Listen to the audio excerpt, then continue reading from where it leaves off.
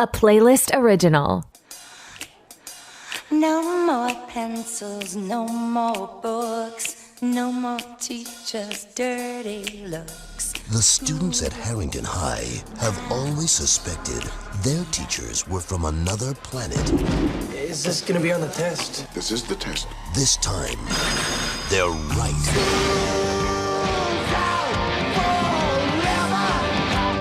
Now, these 6 students won't just question authority. They'll have to destroy it. Critics are calling it hip and scary. A thrilling ride from beginning to end. The Faculty.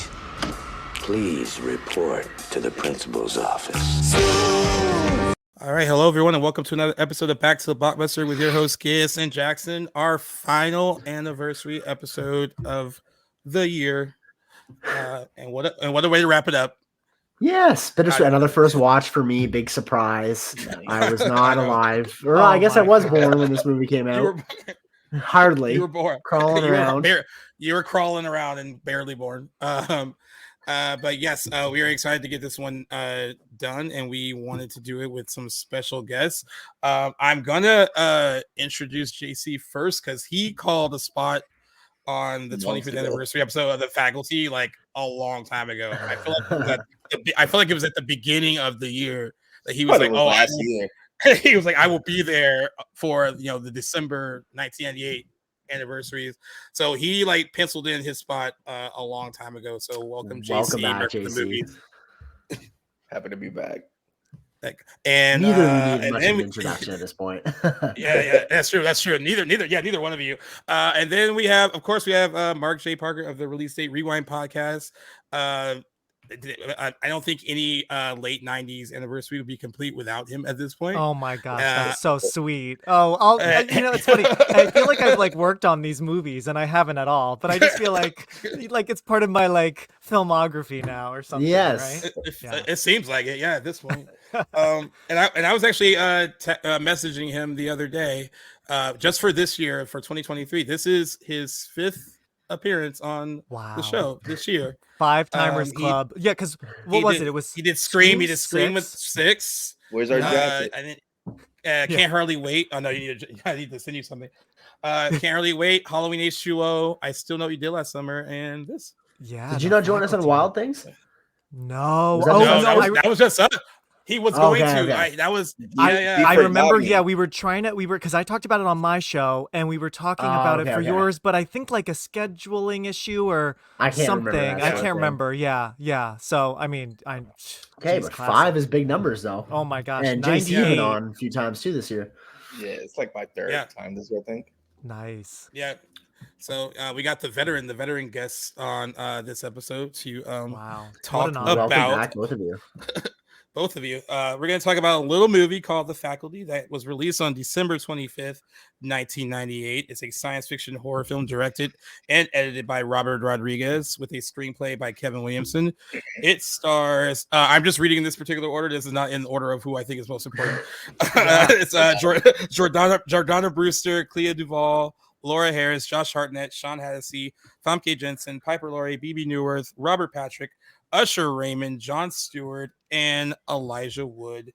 When it was released, it grossed $63.2 million worldwide on a $15 million budget, but it was kind of deemed a little bit of a financial disappointment at the time that it came out, especially compared to it was supposed to do for the Alien movie what Scream did for slasher movies, and that wasn't quite what happened. I'm pretty surprised it made $63 million. I thought that was great. Yeah, I don't know why. I thought it was less. Maybe just suffering from the hype, but yeah. But it's now considered, it's gained a huge cult following in the year since it came out, and some critics actually noted as an underrated film in Robert Rodriguez's own personal film catalog as well. I don't know who to start with. I want to hear the reactions from. I'll go with Jackson. I'll go with Jackson because it's his first time watching it today, like right before. Oh my God. That's right. What were your Cliff Notes reactions? I wish so. Unfortunately, I didn't take notes while I was watching. Cam joined me on this watch. and I didn't want to nerd out too bad, so I'm speaking on it raw. But I overall like enjoyed it. It very much was what I expected, and I had known in advance. I think this movie was going to be something that I enjoyed, and that cast alone was so cool to see so many faces of young up and comers who would go on to have different sorts of careers for sure, considering how many people there are. But like I said the other day, I don't know if I said this on another episode, if it was off camera. But I really did not know much about this movie up until the day that I watched it. I decided to look into it a little bit. Did not nearly expect to see as many faces in this movie as I did. I forgot that Robert Rodriguez had directed it, even though I've been told that several times. But it was awesome. Great to see like a nice blend of practical effects that were supplemented by some late 90s CGI that I think holds up amazingly 25 years later. So that is always something that I love to see in a movie. And yeah, it did. Had a lot of great meta references to the genre and to other movies. Great to see some performances from some younger actors who I haven't seen in a lot of other stuff. And a couple people that we talked about in some other movies this year that we covered anniversaries on, like Josh Hartnett, we just talked about on H2O. This also came out earlier. Yes, yeah. It was. Still rocking that weird haircut. Yeah. It honestly, it threw me off every time he was on screen. I was like, man, what is going on your head? He just purposely messes it up on purpose. Right, he's just like, yeah, that's my thing. Well, I recently read it. Maybe you guys did too. I don't know where I saw this headline, but I guess he cut his, and maybe we talked about it. I can't remember. On H2O? Yeah, we did. Apparently he like cut his own hair and like, I guess he recently talked about how it would piss off the producers of these movies so much that like, I guess he was threatened with like being fired a few times. So he said like after The Faculty, that was the last time he cut his own hair for a movie or something. Thank God. Yeah. Wasn't doing him any favors, and he's a good guy. It worked for him in the late 90s. He had teenage girls on a chokehold. Oh yeah. Yeah, he was on, did, like, actually did, magazines and stuff. He was pretty big. I wasn't reading any, but when you were a wee lad, yes, flipping through people. The Faculty was great, and definitely among Robert Rodriguez's more accessible movies. He has a very eclectic filmography. I've seen a couple of his works, but this feels like, of the ones that I've seen and read about, definitely feels like the most accessible to the average viewer. You know what I mean? Am I wrong for saying that? No, I think so for the most part. It's a concept. You can't go wrong with a teenage like sci-fi horror movie, especially in the late 90s. Definitely. Yeah. Overall, thought it was a treat. What about you, JC? When did you first see The Faculty? I'll say it was since this was late this 98. It was definitely sometime in 99, like back when we had the illegal cable boxes and stuff, like I love movies, so I would just like, I used to watch this movie a lot, like probably within like that first year I easily watched it like 5-6 times because it's very easy to watch. And then I just love horror movies, and with my older brothers it was just like we used to always just watch a lot of these movies like Scream, I Know What You Did Last Summer, all those type of horror movies and sci-fi horror movies are movies that I used to watch a lot. And like I can't remember if they even say it in the movie, but like I always refer, like the perfect way to pitch this to somebody who's never seen the movie is just like Invasion of the Body Snatchers for teenagers. That's the elevator pitch for it. Like I'm pretty sure that's what Kevin Williamson told the studios, like the Invasion of the Body Snatchers in a high school. And like that's pretty much what it is. It is. Yeah. That's on the head for sure. Yeah. Agreed. All right, what about you, Mark? I feel like you saw this in theaters. Oh my gosh. Guaranteed. Mark is always. Oh, I saw it in theater opening weekend. Oh, did you? Okay, so I said you guys, like when it comes to these 98, 99 movies. Yeah, I have seen this movie so many times, and I'm gonna just say it right now, it holds up so well. Rewatching it over the weekend, it is like a warm blanket, just bringing me back home. Like I love this movie. Out of all the Scream copycats, this is really up there. Like out of the 1998 year of horror, we had a lot of it. I feel like this and H2O are maybe, I mean, I do love I Still Know, as we talked about, but I feel like this and H2O are like my faves, where I can just quote them. It's just, I love them. It's the Josh Hartnett effect. But I can't remember if I saw this in theaters. I know it came out Christmas Day, so we all were busy with family and all that. So I don't know if I ever got around to seeing it in theaters. I would have loved to, but I have no memory of it. So maybe I missed it and I might have just, rented it in 99 or caught it on, on demand, pay-per-view or something, but I love it so much. And that cast, yes, I think it was Jackson, you were talking about the Oh my cast God, it's is so dense. electric. Like the Yeah. Scream and I Know What You Did Last Summer cast are perfect, but this is right like behind them. I maybe it's actually, I mean, even the teacher, Salma Hayek, like it's just the I forgot to casting mention her. is Yeah. Yeah. so good all around. And like again, a lot of newcomers. Jordana Brewster I think this was her first big movie. thing, and Yeah, 'cause man, she is fire. She is like a little Gail Weathers. Get out of my way! I did Like, not expect to hate her so much. I Oh, thought I I was know. gonna love her. She's She's rough. sucked. Yeah. Mhm. Yeah. Oh yeah. Like her Yeah, she's performance. awful. Not nothing against her performance, Yeah. but her No, yeah. character is brutal. yeah. Delilah. Oh my Yeah, god. Delilah. Delilah. She even has a bitchy sounding name. Clea Sorry to Duvall. anyone Yeah, I that know. was up there. Yeah. Right? And like Elijah Wood, who we knew obviously was he out of the whole Good group Son. of teens was the most famous. I mean, The Good Most Son, famous, and yeah. Huck Finn, all these movies, right? So he was the most famous. And even he like surprises you, and he's such a well. Real quick, who do you guys think is the lead? Like, if you could choose a character to be the lead, is it Elijah or is it Josh Hartnett?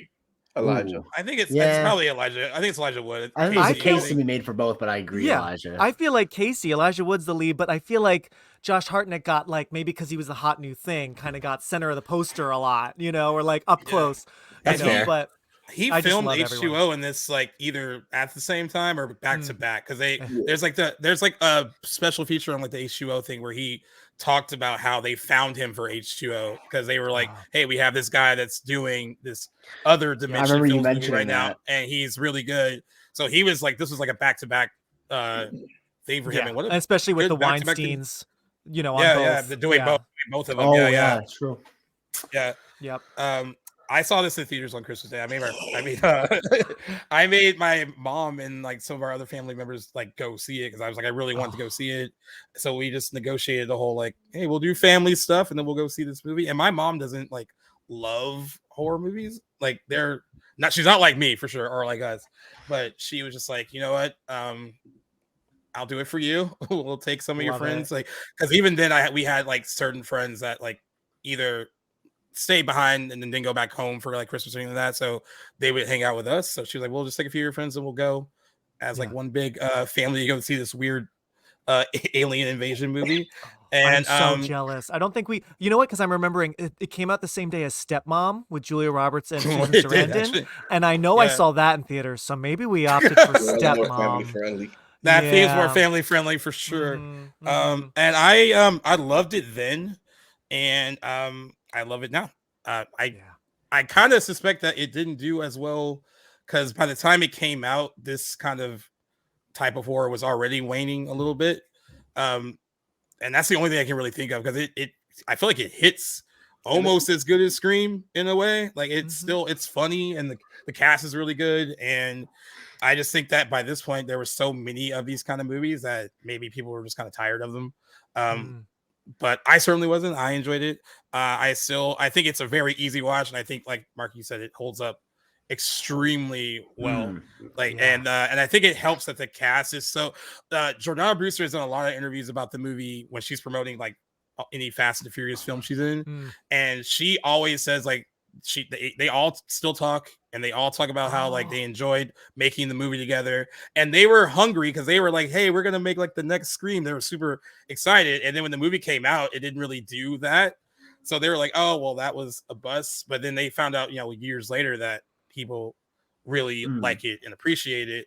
But at the time, they were like, they came in it so energetic because they really wanted to, like, it's a Kevin Williamson movie. We're working with Robert Rodriguez. Like, they really wanted to impress. And I think that's why there is so much energy in all their performances, like from the younger cast. And then you just got the added bonus of having all, the actual faculty, the veterans in it, who are also really, really good. Yeah. They all kind of Piper they all Laurie compliment each from other. Carrie. I mean, Carrie, like, she's I know her from amazing. Twin Peaks, so that's what I was yes. associated with, and she's freaky in this movie. Her looks, Oh my god, Recently passed looks away. to kill. yeah, she What's recently that, passed JC? away. No, she Yeah, she just. did I recently said pass R.I.P. away. She passed away like last month. Oh shit, I didn't know that. Yeah, She's great in this. But yeah, it's a great mix of a couple familiar faces, like even Robert Patrick, of course, who was, iconic in Terminator 2. And, so you get some good returning, creepy, like villains. And then you get like great new people. And it's interesting. You guys probably saw, I saw in some like old stuff I was looking through, there's a character who was cut from the movie, but she is in the ads. She's in the do you remember the iconic Tommy Hilfiger commercials? They did a huge Tommy Hilfiger campaign for this movie. Yes, it was she's featured in it a lot. Yeah. And alongside Usher. She's like kind of like next to him a lot. And she is in the movie when they're looking in the fish tank. She's standing like right next to him. But she was supposed to be in more scenes and they cut them, but they used her. Why? And I don't know why. I mean, Dimension does this a lot. It seems like they just like randomly like film a lot of stuff and then cut it. Remember when they filmed all those fake scenes for the Black Christmas remake and like none of those scenes were in the movie, but they were in the trailers. And like they did that a lot. They did that a lot back then. It's gotta be disappointing as an actor.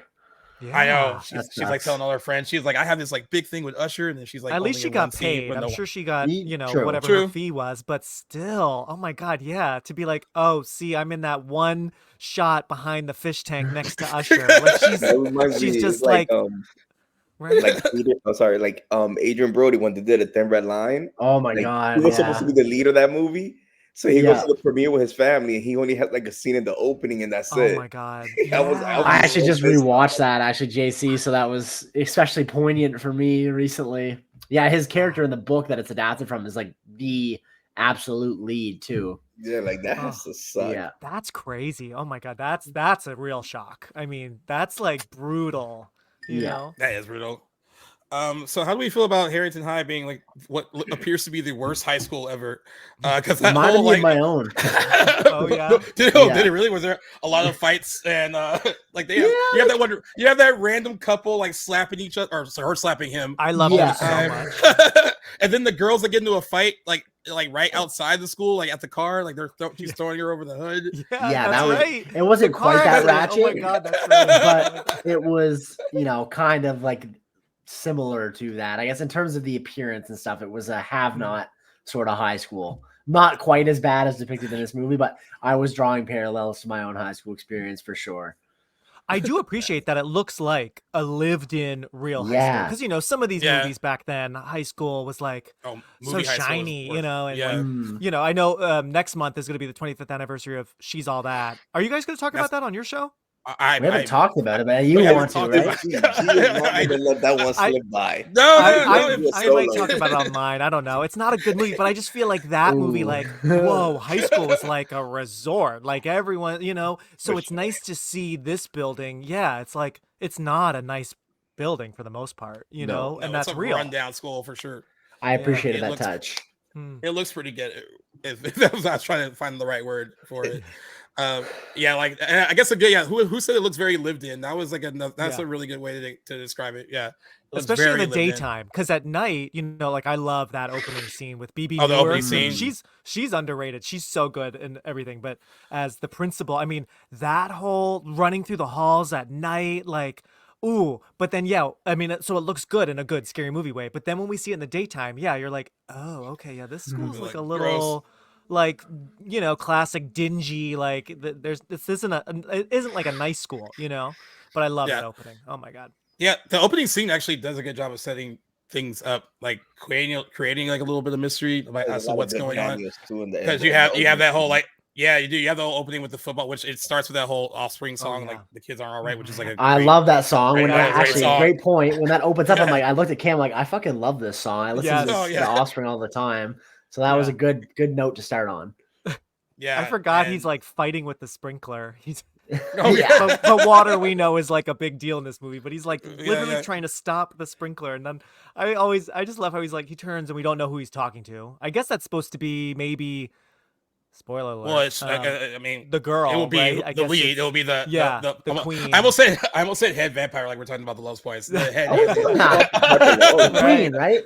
Similar, right? The queen, Mary Beth, right? But he's just like, Mary Beth, what? Yeah, like what? He's such a dick. Oh my god. Yeah. And he's so rude to Stan, and I like when he yells at Stan about like to get focused or get the fuck off the team. And Stan walks away, and he goes to go walk back at him like he's gonna like get in his face, and Usher's like, "Calm down, man, calm down," and like makes him leave. But yeah, then the whole chase with BB Newirth and him is really really good. A nice way to kind of set things up. And what a great twist with Piper Laurie. Yeah, because they don't. There's no hint that she's turned already, right? Seems like she's struggling with her to keep him out, to lock him out, and then she, of course, the scissors fall and she kicks the scissors away. Ooh, you think she's safe? Yeah. And the way she just looks at the camera, right? Like it's so creepy how she's just so still. Oh my gosh, it's still shocks me. It's a good like, opening. Oh my god, little old lady teacher. Did you catch that, Jackson? Did you figure? Because like I feel like on rewatch now that we're older, like you could kind of sense it, but like in '98, like I could tell, like you probably caught a lot of people, but like now, it's like she looks like such an innocent teacher, so. The way she's acting is like there's something up there. Like, did you at all catch Jackson? Did you think she was gonna be like evil, or you thought that she was actually trying to Piper Laurie's character? Not until she's holding the scissors. Basically, I thought she was on our side, if you will. No, that threw me for a loop. But the opening scene, I agree, was fantastic. By the way, the whole conversation about the budget cuts for high school is so realistic because like it's just like basically we can only afford football. Everything else is trash. You can't do it. Can't even afford history books. And the principal tells Piper Laurie, she's like, just use the set from our town last year. And the joke is that our town has no set. So see, I didn't pick up on that. That's hilarious. Yeah, that's hilarious. It's just like simple. Maybe you guys with the more of a sense of American geography can explain how ludicrous it would be for that. There's that one teacher in that sequence that is trying to justify a trip to New York City from Ohio, and I'm just trying to picture how much distance that would really be. It wouldn't be that far. I think it's just more. It'd be expensive to fly every. I mean, I don't know how they would do it. I guess they would fly them out there. It would be expensive to do it, or a very long bus ride. That's what I was thinking. It's not like super far, right? Okay. But it's a journey. 4 or 5 hours. I'm picturing Ohio as being more Midwest maybe than it is. Yeah, it's kind of far. Yeah. And by the way, my best friend Justin is from Ohio, and he does not. Well, he likes the movie, but he hates any kind of reference that kind of makes fun of Ohio in any way. Like he's a big Ohio State fan. He's like he has Ohio pride like through and through. So and I asked him about this. Yeah. So I asked, basically, I asked him about this movie, and he was like, "It's good," but like, it's just another example of like trying to make Ohio look bad. I was like, "But it's a movie set in the state. That's cool." You know how many movies are set in New Brunswick, Canada? Fucking zero. I would take it. I guess. I mean, even if it made it look bad, yeah. Whatever. I just did like a Google Maps. I just did like like a trip to see. Nice. From Columbus. I just picked Columbus because I have friends that live there, to Times Square. It is an 8.5 hour drive right now at this time. Okay. So there's a lot of traffic. It'd take me a little bit longer than that to get to New York. I've done it. Yeah. Okay. So I guess it can be done, but it's a journey if you're driving. I just want to know like what's in their budget. They can't even afford anything other than like the football team stuff. Extra water bottles for sure. Extra water bottles. Yeah. A lot of water bottles. I didn't know this until today that the original draft of the script was done by David Rector and Bruce Kimmel in 1990, and they tried to sell it and they couldn't sell it because no one really wanted horror movies like this. And then Scream happened, and then they basically the Weinsteins were like, "Okay, Kevin Williamson, you can take a crack at it." And he added more characters, and they said he made it more hip. Which he was offered to direct too, wasn't he? He was, but he decided to do Teaching Mrs. Tingle instead, which I don't know if we'll ever talk about that in 1999. We'll see. Aww. It's not. That was his debut. That will get you out of the top 10 of playlists. I know it was his debut as a director. It's not like fun and I still know you, Dylan, summer kind of way. It's just bad. I'm looking I it up know. right now. We got while we we're got a better talking. Katie Holmes movie from 1999. Katie Holmes. About. Oh yeah, Go. Yeah, I know. Go, He's a- yeah, Go yeah. was great. That's Absolutely. I like. And great I like how soundtrack. these episodes are also us pitching what other anniversary episodes we want to do. Yeah. That's the how it next is. time we Every time I come with G, like I've done Go Hunts, American History X. It was like basically we were doing all the Miramax like late '90s stuff with There you Norton, go. Affleck, and Damon. Every time I'm like, Gee, I'll do Tenants of Mr. Ripley next year or something like that. Yeah. Ooh. Yeah, that's a he's great always like line. marking his calendar. But yeah, he decided to do Teaching Mrs. Tingle, and I'm glad that Robert Rodriguez stepped in and did this because that was probably the better choice, especially considering what Teaching Mrs. Tingle turned into. I don't know if that's entirely Kevin Williamson's No, fault. but I know that that was a better, like, for a first time director when you're just a screenwriter, and he had just really started his screenwriting career. So I don't feel like he was on set. I mean, granted, he probably learned a lot from Wes Craven, but I feel like somebody like Robert Rodriguez that had done Desperado from Dusk to Dawn, like he was better fit for like a high concept high school movie like this.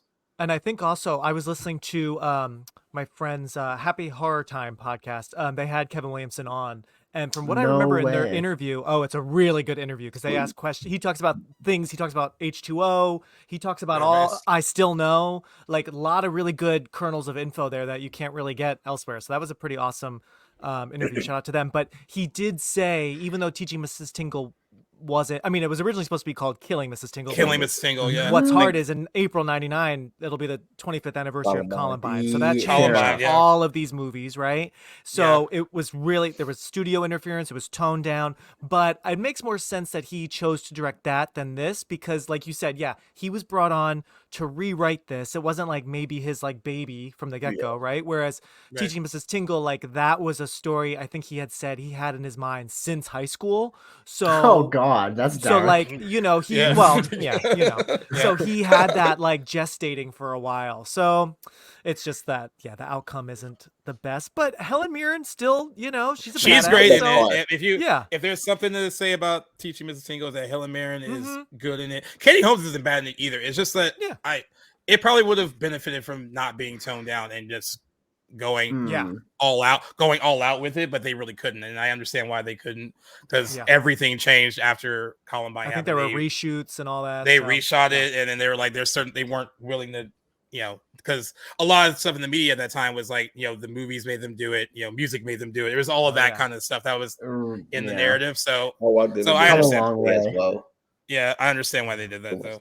But the fact that he came in and made things more hip, I mean, you can kind of just see that in how he introduces the character, like every character at that kind of high school like track and their dialogue. I love how you there's some great dialogue. Oh my gosh, I wrote one quick line that said, "I'm not an alien, I'm just discontent." I'm like, that is a Kevin Williamson line. That is good. There was one that gave me like a guttural laugh. It was because Stokely and Stan have bumped into each other like once already, and it happens again by the water fountain, and then she's just like, "Why don't you get a fucking eye dog?" And he's just like, "Well, maybe you can paint your fucking eyes shut." And she just walks. It's just that's a good like delivery and good line. Oh too. my god! And when Delilah and Stokely are going at it, like gutter slut and like she's called her bipolar slut. bitch, like it's just like whoa. There like, was this some movie is hatred in angry. there. Yeah, it is angry. So, but this fun was a fact time, about too. Stokely, I think I read somewhere that Stokely is the name of the producer on I Know What You Did Last Summer, and Kevin Williamson and she, I think, got along, and so I read somewhere, maybe when I was like researching, I know that Kevin Williamson said to, I think it was a female producer, that I'm going to use your name in something one day. So I guess that's where Stokely comes from. It's not the next not year. like we hear that. Yeah, cool. And then when you're getting introduced to all these characters, you kind of realize that not only is this like Invasion of the Body Snatchers in high school, but this is also his own little spin on what feels like the Breakfast Club, where it's like there's the jock, there's the princess, there's the outcast, and I guess I didn't know this in '98 because I hadn't seen the Breakfast Club yet. If I would have known that was the motif that they were going with, I would have been like Mary Beth's the odd one out because she's the only one that doesn't follow the whole like Breakfast Club thing that they're working with. Fair enough. But at the time I was like, she's just innocent Where I she say never she was really from? like thought of it that way until like this year. Like maybe even like just these past couple weeks researching this movie, like, oh yeah, Breakfast Club. Like I knew it, but then when you actually like compare this cast to that cast with those like, Hmm. 5 core roles, it's like, oh Yeah, my gosh, yeah. That's pretty smart. I love that. yeah, So I Harden's like, yeah, definitely the bender. yeah. What'd you say? Well, No, Josh Harden is definitely playing big for yeah. me. See, yeah, Oh yeah. Zeke is the burnout for sure. Oh yeah. Yeah. He is Judd Nelson, Have you and then either of you guys ever met a real Zeke before, or is that name made up for movies? Oh, I've worked with a Zeke. You know I've Zeke? never met Okay. it. No. I've worked with a Zeke who is a real asshole. So Never met a Zeke outside of, or never heard of a Zeke outside of like I media. yeah. Yeah, I've only Zeke. And I used to watch Salute Your Shorts, and there was like Zeke the plumber. Okay. I've never heard of that name in real life either. Yeah. Yeah, With you. Zeke and the surname Shaw are two names in movies and TV that They're only I in find movies. so lazy. I'm like, I don't like, if you cannot think of a name, that's what you're going for. That's what you're Names are coming up so with. hard when And I'm writing. yes, Oh they my are. god, they are so hard. Like I I had to agreed. Google like baby names, and I'm like, no, yeah. Yeah.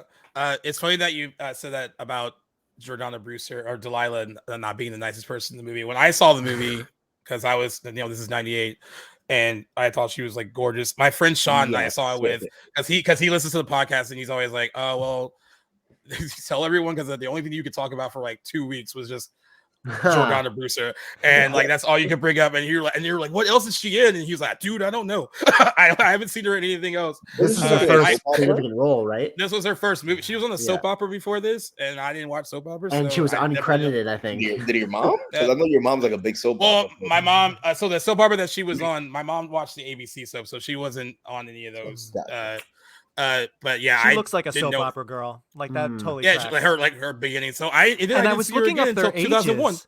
Yeah, They yeah. all, 'cause like, she, in after this early was 20s. Fast and the Furious, I guess, for her, right? For She her, didn't- yeah, 2001. She Yeah, didn't do nothing from 99 to 2000. she might have did some like TV movie stuff. I didn't see her in any Looks other like she movies looks like until Nothing major, I don't think. Okay. Yeah, But I was looking up their ages, and she really was only like 18 when this came out. She Oh, and okay. Elijah Wood was Nice. really only like 17. He wasn't even 18 yet. So and Whoa, if you that's look weird. closely, like that weird scene when, I mean, it's not weird, but they all pile into Zeke's car, and I even wrote Oh, my yeah. notes. I'm like, 4 people in the back seat. What? See, yeah, there's like But if no you room. look, like Elijah's not even in those shots, because I bet they're like, oh, okay, you're a minor, you can't be working this long, or well, Oh, he, needs- Right. yeah, he has right. more important scenes later, so he doesn't, the cameras just completely like ignore him sitting there. So yeah, he was the youngest, followed by Jordana, and then everyone else was kind of either 20 or like early 20s. But I'm also Okay. impressed that they actually got a couple real teens, Nice. which Yeah, is 'cause, rare. very in so some rare. movies. many people don't tend to know like the rules, because like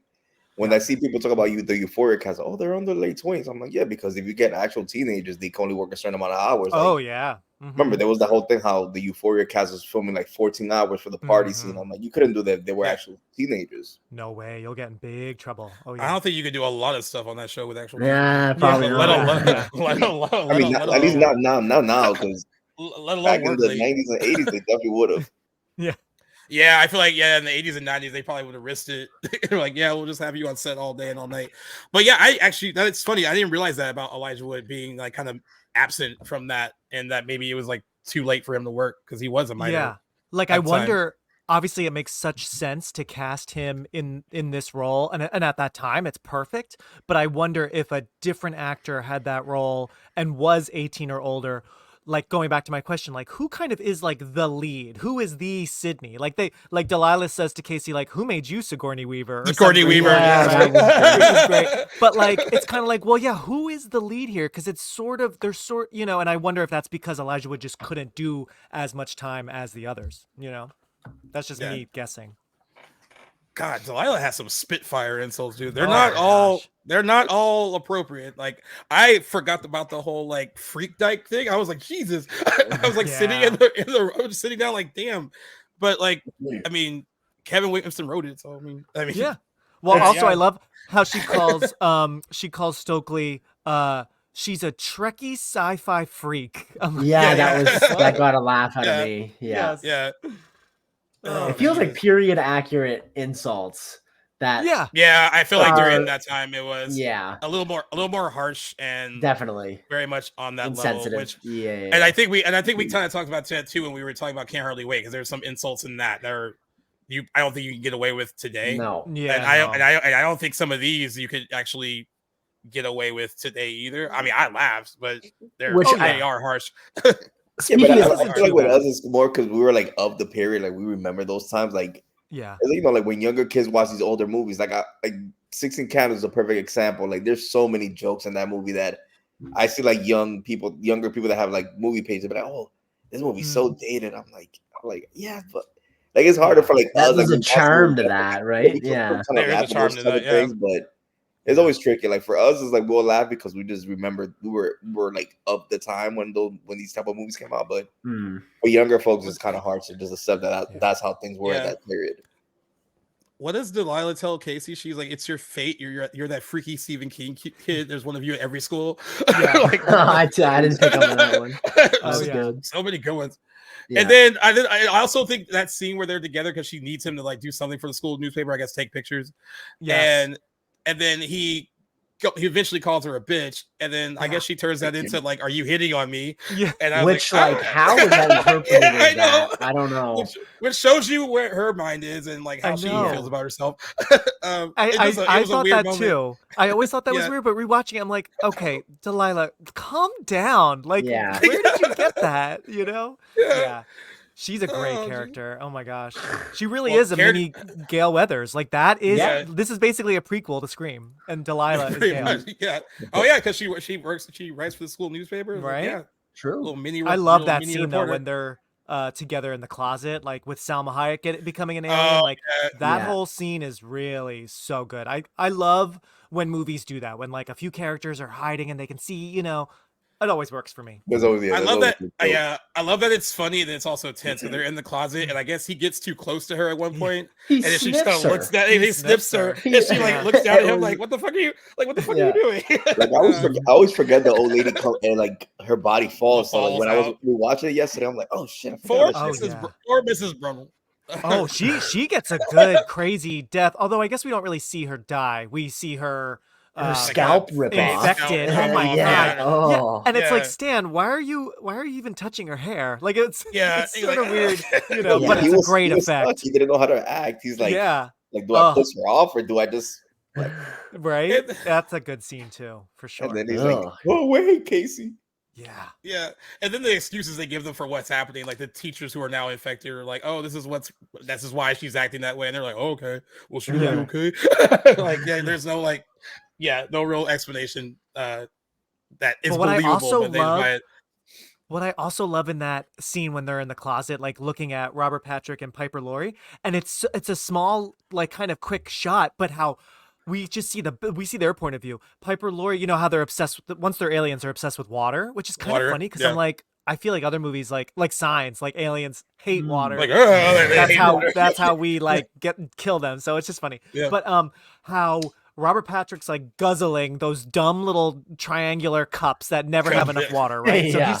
but Piper Laurie just throws it on her face, you know, like Yeah, and how yeah, yeah. that's so like it's so like alarming, and it's That funny because was like hilarious. I know the whole movie is sort of like, you know, it's the whole thing of if you're an alien, if you're one of them, you're kind of robotic, and that's the whole, you know, like are they one? Who can I trust, right? That's the fun of it.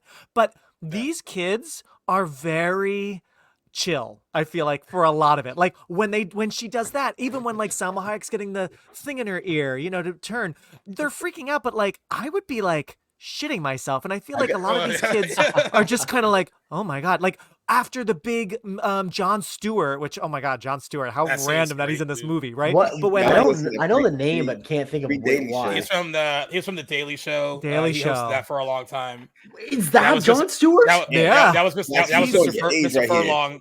the Mr. science Furlong was teacher, that's science him, teacher. yeah. Yeah. But you know, Oh after my after God, they it kill is. him, The you know, goatee. after he's got like the scat, what a weird name for that drug. yeah. Guaranteed to jack you up. Oh But my God, I when, can't when believe they it's like not jab Stewart. that in his eye and he's like Yeah. dying, they're all just sort of standing there. And I know they're like, you know, used to it by now that like, okay, we know aliens are around, but I'm just like, do you guys want to freak out a little bit? They're also A little bit. So And my I just favorite think thing it's funny. after that whole moment's over is that after he's dead, Josh Hartnett's face looks more like he's annoyed that Casey was right. Like he's not like freaked out. He just looks at him like, well, fuck. I guess I guess now we got to figure out how to deal with this. Yeah. But they are relatively ish calm to what's going on. Like all of them. I could understand if Zeke is kind of calm or Stokely, but like none of them are like hyperventilating like I feel like normal teens would. They're all just you like see a lot of shit in high school. Okay, it's hard to be. And their high school was trash. I mean, they probably have seen a lot go on there. But what I love about that couple is they're fighting and cursing each other off all the time. And it's funny, and you're like, what is the point of this? But then that scene, I think it's kind of right after they kill Mr. Furlong, that awesome scene when they're walking through everyone. And everyone's like, and it goes on maybe a couple seconds too long. Like, it's like, okay, we got it. But it's just the camera's moving and they're moving and like lots of stairs. And I think that's when we see, or maybe it's right before, I forget, but we see that couple and the boyfriend, the guy from Scary Movie, John Abrams. Oh, yeah, John Abrams. He's totally different, right? And so then you're like, oh, you know, so the whole cursing and fighting, even though it's so weird, it does make a lot of sense because that's how we know, you know. So it works out. That's true. I do love that Delilah does what most of us would do when they finally escape the room, and then he falls on the ground and she just keeps running. He's like, Delilah, wait, and she just books it. No, she doesn't even turn around. I think that is what most of us would do. Elijah Wood had sticks of butter under his shoes for several of these scenes. He is sliding and slipping all over this movie the place several times. That's such a trope. It's like in real life, nobody really trips that much. No, no one does. Several times. Horror movies loved. Like it's fun because it's like it gets us on the edge. Like, oh, is he gonna get caught? He's gonna get like at least sliced. But but we don't even get. You know, once he slips, Delilah, wait, she's gone. You would think he looks and like one of the teachers is right there, but it just we move on. I'm like, oh, you know. Give us like the killer's almost there, but he gets away. He's a good faller for sure though. He makes he recovers quick enough. Yeah, he always cracks me up for some reason because it's like who says like it's funny because it's like in that type of manner, like especially her that you guys aren't even really friends. She's not gonna turn back. No, she's not. So that's why I 100% like stand by her just running away because clearly he's a means to an end. He just takes pictures for the school newspaper. They're not buddies, and I mean maybe I would stay behind for one of you guys, but like not not in that situation. Like that is the smartest thing. I love when they have people like do that in horror movies where most of us would be like, "Yo, sorry." Yeah, I'll call you later. Make sure you're all right. Accurate. Yes. Yeah. Very well, accurate. That's what I'd be saying. Go, bitch. Go. Don't wait for me. Yeah, for real. Run. Get help. But that's what I kind of appreciate as well about this movie is up until this point in the 90s horror craze, and even really earlier than that, but we can at least just talk about like Scream and after. Like it's always about a group of friends, right? Even if it's like, I Know What You Did Last Summer where the friends don't really speak anymore, but like Urban Legend, like they're all friends. So this actually, very few of them are actually friends. Like these are just random kids from school, you know? So I thought that was a cool way to do it where, you know, they're all having to come together. And so there is good tension there, you know? Like Stokely and Casey are kind of outcasts, so they might talk if they run into each other. And then maybe Stokely and Zeke might talk. That plays more into that's about it. Breakfast Club. Yeah. Breakfast Club. This is the most 80s, 90s movie ever because there's, I would be remiss to not mention, I'm sure it would have come up, but now is a great time to mention other 80s influences. Like there's The Thing is all over this movie. Yeah, it's all over it. Yeah. And you could tell the writers were, you know, up to date on their 80s cinema. I guess Body Snatchers is a 70s movie too, but yes, the whole I thought that was a cool spin on the blood test from The Thing, having them do like the sniffing test. That was really cool. That scene, from what I remember, seeing in theaters played so well in the movie theater because it was just really funny. Like everyone was just like dying with how like it's utterly ridiculous, and I just love how. First, I love how quickly they get high too. It's just like really funny how fast it happens. And it's just like ground up caffeine, right? Yeah. Like, is there something else? Elijah was giggling like he's got, you know. And then like Zeke's all serious, like he's tweaking. Let him fucking tweak. It's like like they're doing like hard drugs. He's like his caffeine pills and some other household shit. Like it's not even like anything really good. That scene's hilarious though. I love that whole moment. And you know what? When I first saw the movie too, I didn't expect Mary Beth because she does have that old excuse like that she's allergic to aspirin. Like they set that up earlier. Yes. You know, she might, and you know, she will die, but like we're thinking Mary Beth herself could die. Yes. And like in Josh and Zeke is like high at that point. He kind of remembers that, but he's like, no, you got to do it. And she's like, no, I already told you I can't. He's like, well, no, like there's no way out of it. I was thoroughly disappointed when it turned out to be Delilah that was infected at that point. So I was like, I was ready for her to go. In her face. That's what I remember the most of that. Jackson was done with her. So weird to me because you said like crawling in her face. That is the scene that I took away the most from because of like how her face changes. Like I was big on Species back in. I love that movie. It reminded me a lot of that movie with that particular scene. It's a great reveal because like that tension is really building really well. Like Kevin Williamson rewrote that scene at least, right? It feels very him, yeah. And the way the girls are like staring at each other, like either they're both bad, which now we know they were, right? But like something's going on, and then because I feel like Stan goes to Delilah, right? And her back is to us, and then she whips around and you see it's like crawling through her face. And then I just love how then because we know the aliens want to get rid of this drug, because I guess ultimately what caffeine we know dries us out, it dehydrates us, and the aliens need water, so that's why they so badly want to get rid of this drug, because it'll make, I guess, shrivel up and everything. So because like Danny Masterson, but like he and his friend are like they want all of Zeke's stash. Got any more? Didn't pick up on that. That's sick. Right. Which I mean, they're just like teens that want more drugs, but it's also like no, the aliens want to like get rid of this, right? So I just love how once we see Delilah's bad, now she's just destroying his whole Breaking Bad like setup. And it's just so dramatic and great. And then she runs off in a student driver car. I think it's one of the alien teachers. I'm like, oh wow, that's great. They're just waiting for her outside. But I thought that was kind of cool actually, because at the beginning of that whole great sequence, we see the car come up to the house, or maybe it's during. But then like because some of the editing in the movie isn't perfect, especially in like the first act. Did you guys like kind of notice? Because I rewatched it on Pluto, and I know they have ads. It's not too bad, but I was like, oh, is this like edited? Because some of the cuts don't really let things breathe here and there in the beginning. Did you guys notice that too, or is it just me? You know, there was one scene in particular, but I can't remember what was going on. There were just a couple moments where I'm like, whoa, geez, we can like let that's that abrupt breathe for a second. Right? So like I forgot that the car comes up to Zeke's house and parks, and then we just go back inside and it's like, whoa. But I then my brain's like, oh wait, does someone come in, but no, that's her getaway car. Like the aliens knew like something was gonna happen, so does she get infected in the Mr. Furlong scene where like all the things are like crawling around the floor, or does she get infected before that? Because she changes her appearance because she says she's incognito and doesn't want to get noticed. That's why she's wearing the glasses, and like she looks way different from like how we met her already. But like was she infected then?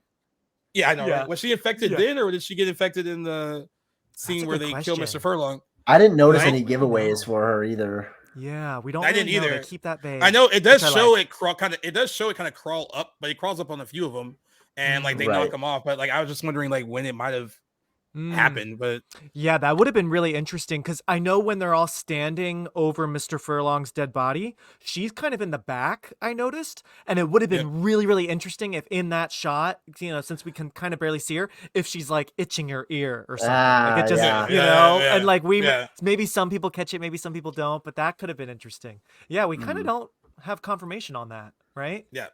That's what makes her reveal so fun and surprising. I think when I was younger, I kind of assumed it happened earlier because the whole changing her appearance thing. But then I was like, well, she might be that dramatic and change her appearance to hide, because like no one would notice if she looked like a nerd.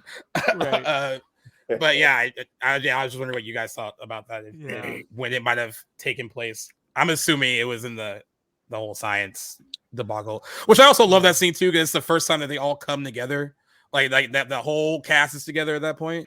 And like kind of like unlikely group of people having to team up, and And it comes right Fight out. after that great scene. Some of the teen acting classes I run, every now and then I do the great scene that I love where it's Casey and Stokely in the library talking Right. about Invasion of the Body, pod people, all that. There's a great Um, line in there, yeah. Which one? Do you When remember? Stokely saying, "Yeah, well, Invasion of the Body Snatchers is kept in science fiction," and then he goes, "Yeah, or fiction rather, on the fiction shelf," and he goes, "Yeah, well, so is Schindler's List." Yeah. That was one of my Yeah, yeah, yeah, favorite yeah, moments. yeah, Like, yeah. Yes, it's a it's good still, line for you know, sure. it might be fiction, but could be grounded in reality. Absolutely. Yeah, Yeah. I love that. But what's that? I think that's also on the path of strengthening the big showdown with Mr. What's the name? Ferguson? No. Furlong. Yeah, yeah. Because like, now we're having that kind of Scream moment where like friends are kind of talking about the rules and comparing what's in the books and the movies, and then I feel like that comes like pretty soon after that, and now it's like, oh shit, Yeah. Yeah, that's a great scene too. And I also I love how they explain it in just one line, because like I think you would probably think like, okay, well, why would they want to come to Ohio and invade here first? And the one line that they give about like, would you do it Independence Day style, or would you sneak in through the back door? It was just That was enough for me to be great, like, too. was enough for me to be like, all right, yeah, I get it. I can understand why they chose like small town USA instead of a more elaborate way. Because I have other friends that I've seen the movie that they're like, it doesn't make sense that they just went to this random school in Ohio, but I thought that one line is enough to explain It's a great line. how they do it. It makes perfect sense. And how Right, funny like- on one of the posters, because I remember when it first came out, the first poster that we sometimes see is like, that kind of like V formation that all these movies had, right? With the blue background. It looks so good. Yeah. But then And the the other group shot. poster is like the inverted V, where in the center and the back is Mary Beth. It kind of like makes her look a little suspicious. But behind them is the school, and it looks very Independence Day with like a beam shooting down on the school. So I thought that was a funny That's cool. connection to that line where it's like, oh, okay, now we're kind of just making this look like Independence Day in high school, Yeah. Yeah, and kudos to them for putting her on the poster, because she wasn't a big star when she did. I think this is like one of her first things that she's ever done. And usually they would put someone like her on the poster. They would be like, "Yeah, we don't know who you are," but they put her, and like you said, they put her in the back to make her look like she does look a bit ominous now that what she turns out to be.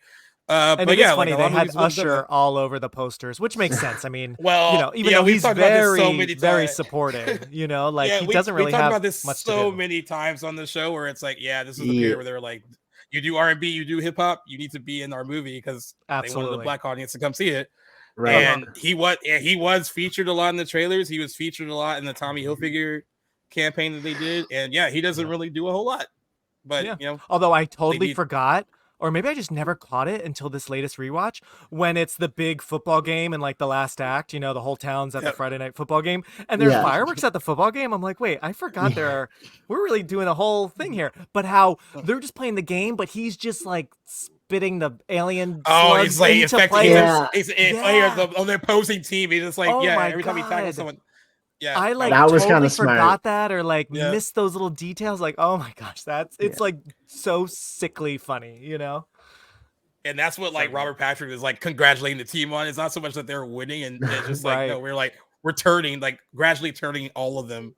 And I love that scene too, because it has that cover of Another Brick in the Wall that plays Iconic for this over movie. that scene. And they actually made a whole music video for that with the whole cast when the movie I need came to out. watch that. Yeah. This has a really good soundtrack, by the way. I used to own it. I away. used to own it too. Oh my god, I loved this soundtrack. Offspring and like the Sheryl Crow, like more mellow song. Like I would have this on replay a lot. Yeah. It's really good stuff. So, what were you gonna say? Just a quick little point that I had to mention before, because it's a smaller point, but I know we talked about them a few minutes ago, but I wanted to bring it up. See if you guys were aware, because I only caught this because I was going through the cast and recognized a last name. But so that arguing couple that we were talking about a few moments ago, they're credited as "fuck you boy" and "fuck you girl." Yeah. So the girlfriend of that couple is Summer Phoenix, who's Joaquin and River Phoenix's sister. Yeah. Oh shit! Yeah, I know that. I did thought not that was know a that. really pretty cool. Yeah, That's little so I think tidbit she random. used to act more. I feel like she was in a I think a few lot of things them around did, this yeah. time. But I don't think she's acted in a while, if I remember correctly. Yeah. Well, I only clicked on her profile on the whim on the chance that she was related, and it turns out Oh, yep. Yeah, she's the youngest. She's the youngest sibling. Oh, okay. The only other thing I've seen her in is that Ryan Gosling Nazi movie, The Believer. She plays like the oh shit, that was back in the day. Yeah. Is she in that? Okay. Yep. Anyway, what do you think about the? No. I was just wondering what you guys thought about the Famke Janssen transformation, the really meek teacher that turns into uber bitch. What is that like? She's like, I'm gonna put my foot so far up your ass, you're gonna be sucking my toes until graduation. Until graduation. I did not realize who that was until the credits. I was like, where do I know that name from? It's because it's the hair. It's the haircut. That's all. Did not recognize her at all. This was pre Jean Grey. Yeah, this was like after GoldenEye. After GoldenEye, but yeah, didn't know she was a Bond girl either. Oh yeah. Oh my God. Yes. Oh, see, I'm vicious. Yeah. Yes. She's like crushes people with her legs. It's oh my gosh, yeah. She's such a she's great in everything, and I want her to act so much more. I love her in this movie, guys. I love that. Her. That like total transformation, which we know obviously what happened, but how Zeke is totally thrown off, and she is just because also can we just say, and I know we're getting old, I'm getting old, but like I even wrote my notes. I'm like, how dare you offer condoms to a teacher, you little punk? Yeah. Like, okay, that is crossing a major line. So I love. Oh my God, right? He's so like crude about it, you know, and then how she just I rewound that scene where she just really reams him out in front of everyone, and she's so gorgeous. I love her in this movie. Wow. And they does that dramatic zoom in on him where she says like your parents are probably hiding from their big bastard mistake because that clearly like hurt that clearly hurt him. And, yeah. But like but in her, even though an alien is taking over her body, it just seems like it just brought out all these things in her that she needs to say, because she's like, when she says like I'm taking your shit for too fucking long, you can imagine that he's probably messed with her like for a really long time, because he got held back, right? That was the whole thing. He was repeating his senior year. You could tell he's older than all. And I feel like they only did that. They only did that to insinuate, just in case at the end, if they wanted to put them together, like he's not a minor. He's like 18 or however old. Yeah. So I feel like that's the only reason they did that. But yeah, like I know she's taking a lot from him, and you can even see that in the whole like class discussion that they're having, that he's not taking it seriously and making it harder for her, and like. But her whole transformation is good. I forget the exact line she says, but she like lunges at him in that scene when we like meet the new Miss Burke, and it's just so. Amazing. He calls her woman. He calls her woman, and she got really upset. Yeah. Which is also such a like clueless, like such a '90s thing to say to someone, like woman. Yeah. Did you just call me woman? And I wrote my notes. She writes, "Eat me, you asshole," which is so shocking that a teacher says that. And but if you have surround, I don't know if you can hear it on like, but if you have surround sound, I didn't know this. I was sitting, and then the back speaker, she says, "Eat me, you asshole," and then some random extra teenager, whatever, just goes like, "Oh, I'll do it." Like, I was like, that's oh my God. Yeah. Oh my God. I was God, like, wow. Jesus, and that feels very 90s too. Like JC just Can't Hardly Wait had a lot of those. Yeah. Can't Hardly Wait has a ton of those. Definitely. I was dying because I wasn't expecting. I was like sitting right by my back speaker, and I was like, "What the fuck?" And I had to rewind it to make sure I heard it right.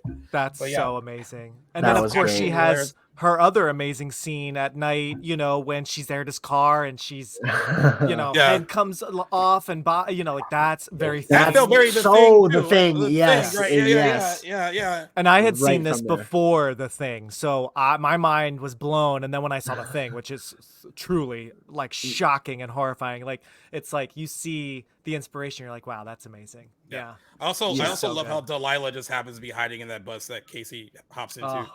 Which, you know, okay, this is going to be really nerdy of me, so I apologize. Maybe I'm looking way too into this. This is the first time I've ever seen this thing. So, yes, she's on the bus, which I love, and she's like super slinky and trying to get Casey, and he's very fast at exiting through that. I noticed that too. It would take me a couple extra seconds, right? Yeah. But did you guys notice, and again, maybe this is just my crazy brain, behind her are red and green lights glowing in the bus, and I just wondered, oh my God, is that like Robert Rodriguez telling like giving us the nod to A Nightmare on Elm Street 2, which there's some stuff on a school bus. On the school bus, and of course Is he Freddy wears involved the in the red second and one? green. No, No, but no, I it'd be just like wonder a- if like an is that like a homage, little yeah. homage that he's like, oh yeah, Nightmare on Elm Street 2, like there's like I know it opens with that crazy school bus scene and Freddy wears the red and green sweater. So I don't know, Perhaps. I maybe didn't someone out notice there the lights. listening agrees with me, but this was the first time I ever noticed the lights, and I'm just like, wait, is this because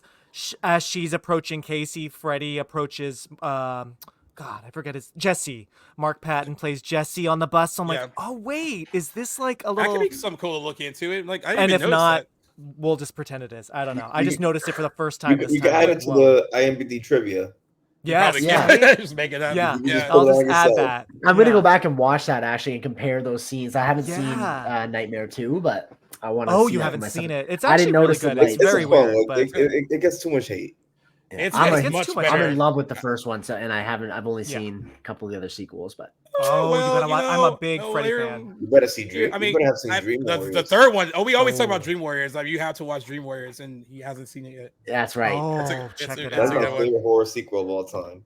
It's so I good, got and it. I love New Nightmare. New Nightmare. Is New truly Nightmare is the brilliant. other one that I've seen, yeah, which Yeah, I, it's I really really good. liked. I walk so It feels like much it could have been people- written by Kevin Williamson too. Mm. Wait, does she say in that scene with him? Does she say I haven't felt this good? Does she say Since my in- dad, my dad before my died? died. Yeah, Or yeah, before yeah. my dad. Okay, Yeah. okay, yeah. I was like, Which Jesus, we this is never dark. really knew like that. Yeah, it's a dark line. It's a memorable line. It's good, but it's also kind Yeah. of like, wait, what? Like, oh, her dad Yeah, died. yeah, Did I 'cause- know that yeah. already? Was I supposed to know that? It's kind of weird, but yeah. One Maybe thing that's why about she got a Salma stick up her Hayek, ass. maybe. I just kind of feel like, did you guys miss Salma Hayek? Like, I feel like she's in the first half, and then she's like nowhere to be found, and I'm like, I'd say wait. first quarter, like Yeah, right? hardly in it. I was expecting kind more of the her, same with- honestly. Piper Laurie, she's got obviously some really great stuff in the first half, and then she kind of disappears. We see her at the football game with the Phoebe principal, Newell, yeah, Right. principal, but yeah. then that's it. And I'm like, wait, I want her to like do her creepy stare some more. But especially Salma Hayek. Last time we see her, she's like infecting doing the ear. the yeah. students in the ear exam, which is great and so spooky. But then it's Yeah. like, wait, I want the nurse. Like, how sick would it be for the nurse to be the worst of them all? You know? Yeah. Well, it's so creepy knowing like what they're doing when you when they're just calling students' names over the intercom and they're just slowly just bringing them all in to infect them, and that is just like a creepy thought in and of Yes. itself. Like, Yeah. And only That's kinda Casey cool. seems to be like noticed, or not Casey, Stokely. Stokely's like Yeah. really watching them in their rooms. Like she's always at the right place at the right time, like seeing what's going on. And also, this was the first time I caught the one teacher, like all these years I've seen this scene, but I'm like, oh wait, it dawned on me how sick this is. The one teacher, I forget his name, but the guy with like, he has like wide eyes, he's kind of creepy looking. oh yeah. He Cougar says from like, Seinfeld. all right, everyone, put all of your living relatives down on a Relatives, piece of yeah. paper. Paper- And then someone says, is this a test? Or is this going to be on the test? And he's like, this is the test, right? Test, yeah. But like, I never really thought about like, oh my God, that's so freaky that they Yeah. want to now collect these papers and infect them all. just right? go after Ugh, their family. Yeah, So good. Yeah. dude, I love that moment when it's they have the principal and because they think she's the queen, Mm. and it's that whole build up to what they're gonna do, and then Casey just puts the scat out. And he's just like, sniff this, and she's like, what? And she's like, what? Yep. She's like, won't do it. Yeah. Yeah. Well, I a actually- few actually of like- them. A Yeah. few of them say sniff this when I'm like, do you mean snort this? Or Because is it sniffing snort and this? snorting are kind of Yeah. different. But all right, sniff this. Well, Yeah. you know what? Maybe Casey wouldn't know because I imagine Yeah. Casey until that day had never inhaled any drugs, so Yeah, or done any drugs probably. whatsoever. Hey, did a good job. But yeah, yeah, because he immediately gets really. He's the funniest one of the ones that like that tweak out during the drug scene. Like Oh, yeah. Elijah Wood's like high pitched laugh during that whole scene is amazing. Yeah. Oh, and I love Yeah. love going back to the showdown, between the girls staring at each other. Elijah Wood, I wonder if it's scripted. He says in his like high pitched voice, "Showdown," and, like at the Showdown, high. yeah. Yeah. It's Delilah and Mary Beth, and I just love that. Yeah. Mhm. That was good. Oh man, that's some good stuff.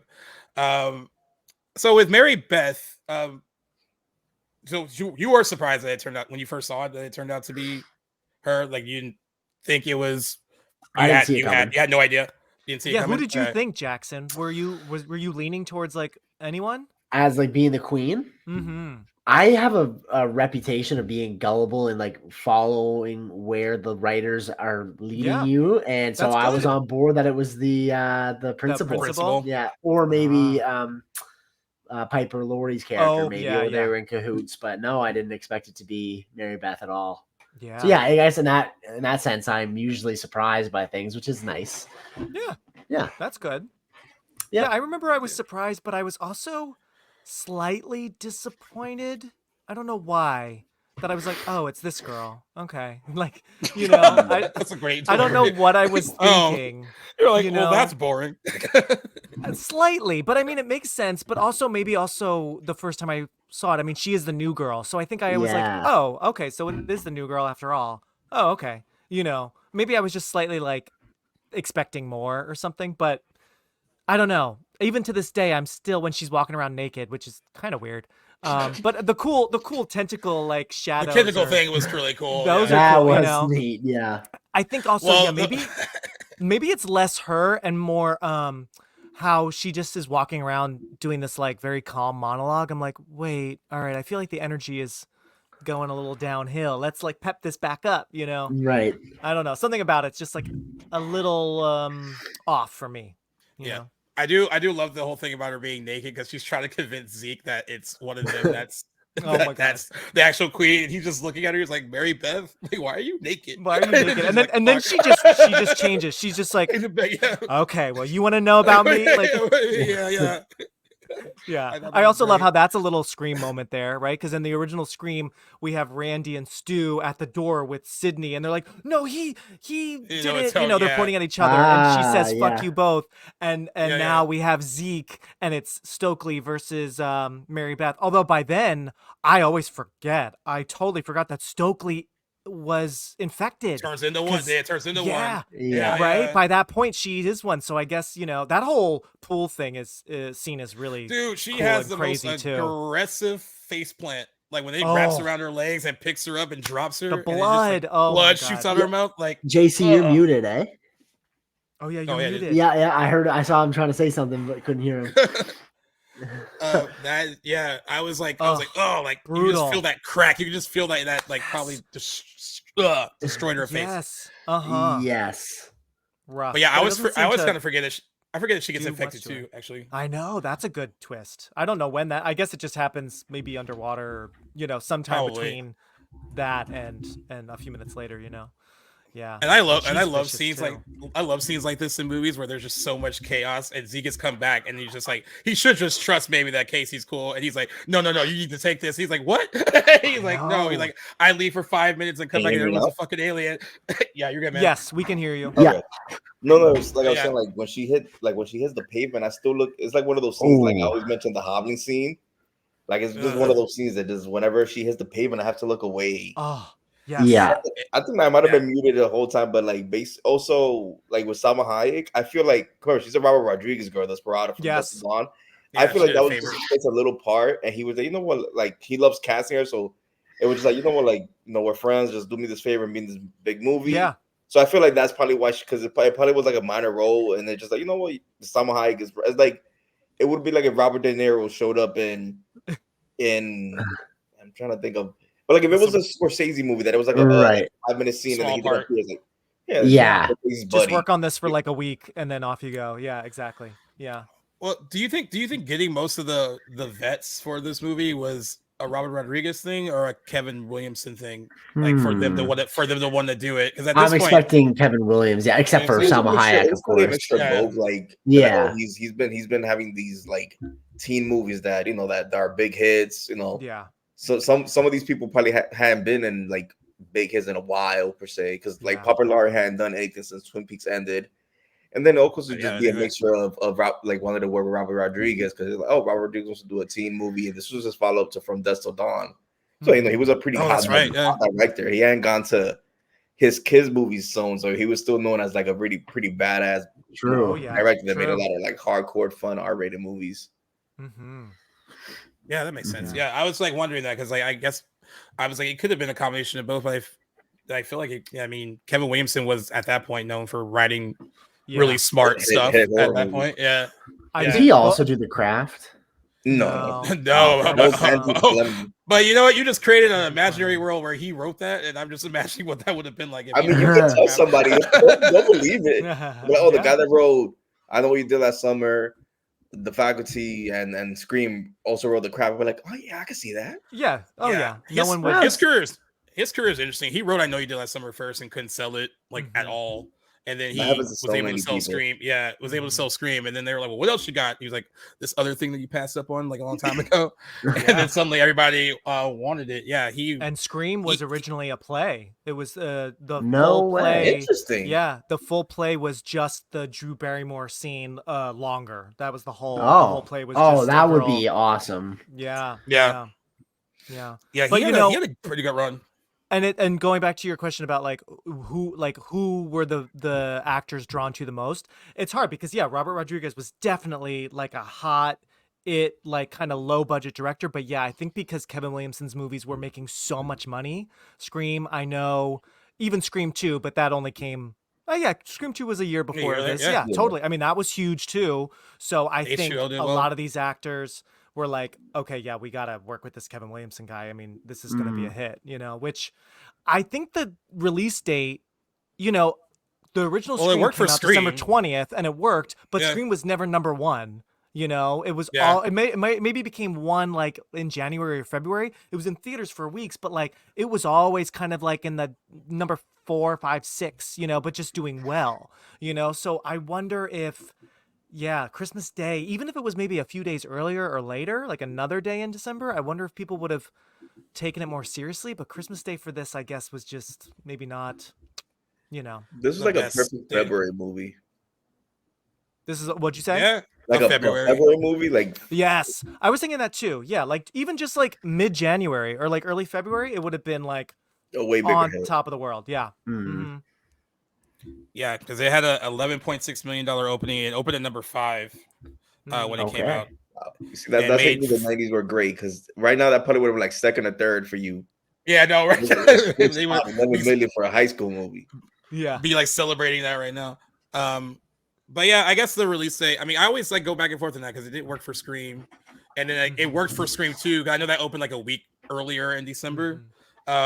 But that came out a week before Titanic. I remember we talked about that on your show. Yeah, last year. I think anything would have worked for Scream 2 at that point. So it really wasn't the Weinsteins were the one with Scream that were like, hey, like let's release a horror movie during this unlikely time and it'll do well. And it ended up working, but I don't think it really works a lot for them after Scream 2. Like they did it with this, they did it with Black Christmas, and it didn't work for the remake for Black Christmas either. It's just a weird time to release a horror movie. I mean, we were talking about that with Christine yesterday. I mean, Christine came out December 9th in 1983, and like, it's so random for that movie. Yeah, The Exorcist is another one. That is super odd. Yeah, isn't that so twisted? I'm going to talk about that on my show soon. Yeah, for its 50th. Yeah, it came out December. Yeah, it's like a bizarre time to release a horror movie. I mean, I get the whole idea of like counter programming where they're like, hey, like there's an audience that also wants to see this, but that usually that younger audience is probably with their families unless they're like lucky enough to have a mom that like I'll take you guys to go see it. Right. But most I think most parents wouldn't be like, no, we're not going to go see The Faculty on Christmas Day. Sorry. Yeah. So I don't think it entirely can Stepmom. Movie about dying mother. Come join my family and we'll go see Stepmom. Exactly. Yeah, watch Susan Sarandon slowly die. But thanks for reminding me that because now I'm definitely gonna pencil it in to write a review. Write an anniversary review. I didn't even know it dropped that day. I would have thought it was around Thanksgiving or something. Yep. And the reviews for the movie were not great, but not horrible. It has a 57% on Rotten Tomatoes, so it's almost kind of mixed. I feel like a lot of great higher over the years. Like the more that people, because now that has a cult following, because they have got re-reviewed a lot. Where like people like it's like same thing. How some like newer reviewers like they'll give negative reviews. Like the original Exorcist is 78% now, because a lot of like younger YouTube critics like they have some issues with it. So I feel like I could definitely see where a time where like because Rotten Tomatoes was already out by the time the movie came out. I could see it probably would have been like in the mid 40s, but I feel like it's gone up because the reappraisal has been getting over the years and people appreciate it now. And that's good that it's like a movie like this is probably going up. But yeah, there's something about like if a movie came out years ago, there shouldn't be any new reviews of it like on a site like that today. I'd like You know to what I see mean? like a window for reviewing, yeah, right? I want I want that to like stay as like a historic kind of like Well, I guess I guess people do a lot of like retrospective reviews though, so you don't think those should count? You don't think those should count towards like the score? I don't think it should damage the legacy of a movie like The Exorcist. Like that, and even if it had it brought that down, right? Yeah, right. Yeah. But and even it's if like it's like with like with Citizen Kane, like when it was that in Paddington 2, that I had 100%. Like somebody found an old review of Citizen Kane, and then it dropped to 99%, and then it was like 99. Those memes. It was like Paddington sitting in Citizen Kane's grave. Write his review. Terrible. It's like let me give a negative review for the memes. Yeah. I mean, because I know a lot of sites do they write a lot of like retrospective reviews and they'll re-review something over time. That's a good idea to do. I think I agree with you, Jackson. I think that's great, but like that's now no longer like a review. That's sort of just a retrospective, like period. Right. That's like looking at it in the current year's lens, but like a review on Rotten Tomatoes, Metacritic, any of those should be like current timely, of the time.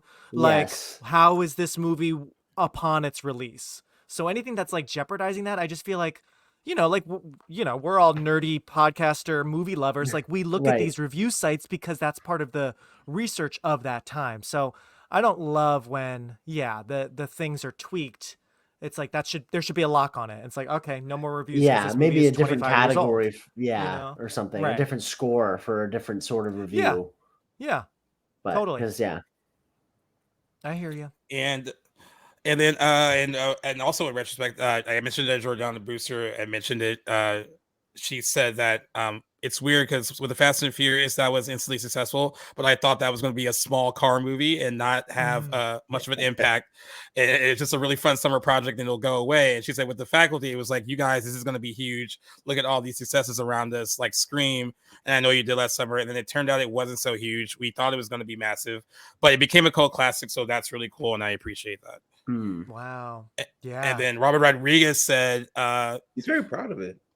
He is proud of it. He said people have discovered it later and said, hey, it's a really good movie, but the title was whack. And maybe that's why no one really gravitated towards it. What else? Okay, what's the alternate title for this then? I don't even know. All right. Let me see. That is good. What was it? That's good. The kids are all right. He suggested that. That would have been good. Yeah. That's good. I guess The Faculty is really kind of like, but you needed to make it something that related to like teens or like high school students to really sell it.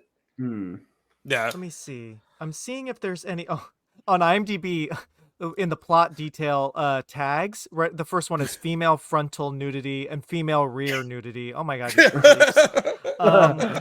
I'm just seeing if there's any like alternate titles on IMDb because sometimes I'm curious what if it was filmed under. You know how like a lot of movies use a different name when they're being filmed. Yeah. I'm curious if that was even a thing that far back. I don't know when that starts, but yeah, going back to JC's idea, that Offspring song is called "The Kids Aren't All Right." So I mean, that could have been a title, or "School's Out." I'm just looking at like the songs on the soundtrack. Like good. I like the name The Faculty. I think that it is a little bit counterintuitive having for sure. the students being on the poster of the movie, but it's being called The Faculty. I think. Faculty, yeah. But I like the name. You just brought up something that I wanted to mention real quick. Thanks, Jackson, for saying that, because of course, one super nitpicky thing about this movie that I love so much. I feel like the first half is about the faculty, and then I feel like the second half.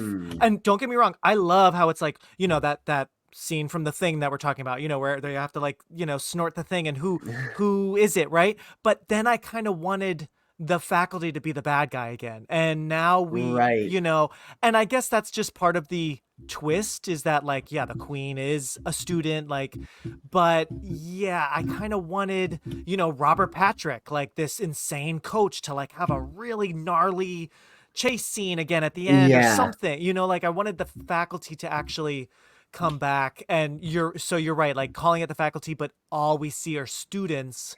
there might have been just Mm. a weird kind of like missed connection thing there. I you know? I think that is probably the case, but I didn't having not before seeing the movie. I'm like, what does the faculty even mean? And then once I read the plot for the movie and I realized it takes place at a school, I'm like, of course, that is kind of slick because you don't. Yeah. I feel like faculty isn't a word that you commonly use these days to describe employees. Mm. And I thought, I don't know, I really thought it rung nice, but I do think there's a misconnection between having the kids on the poster and being your protagonists. I but- wonder if the title should have had the word teacher in it somehow. Maybe Mm. that would have been, I don't know what, but I wonder if that creature would have helped. teachers.